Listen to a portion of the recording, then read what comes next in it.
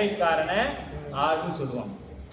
ஒரு பண்ணையத்தில் வேலைக்கு இருக்கிறான் அப்படின்னா அவன் ஒரு 50,000 ரூபா கொடுத்துருவாங்க. அவங்க குடும்பத்துக்கு 50,000 ரூபா கொடுத்துருவாங்க. இவர் என்னன்னா காலையிலிருந்து இரவு தூங்குற வரைக்கும் அவங்க கொடுக்குற சாப்பாடு சாப்பிட்டுக்கிட்டு சொல்ற வேலையை செய்யணும், எதை சொன்னாலும் செய்யணும். இதற்கு பேர் தான் ஆள் அப்படின்னு பேர். அப்படி பெருமானிடத்துல நாம் எப்படி இருக்கணும்? அப்படித்தான் அடிமைப்பட்டு நிற்கணும். பெருமானிடத்துலையும் அப்படித்தான் இருக்கணும், குருநாதரிடத்துலையும் அப்படிதான் இருக்கணும். ஆளா நிற்கணும். எம்மை ஆளாக உடையவன். உடையவருக்கு பேரு என்ன பேருங்க? எம்மை ஆளா, என்னை அடிமையாக கொண்டவன் அப்படின்னு போறோம். அப்ப நாம எப்பொழுதும் இறைவனுக்கு ஆளாய் உனக்கு அல்லே எனலாமே.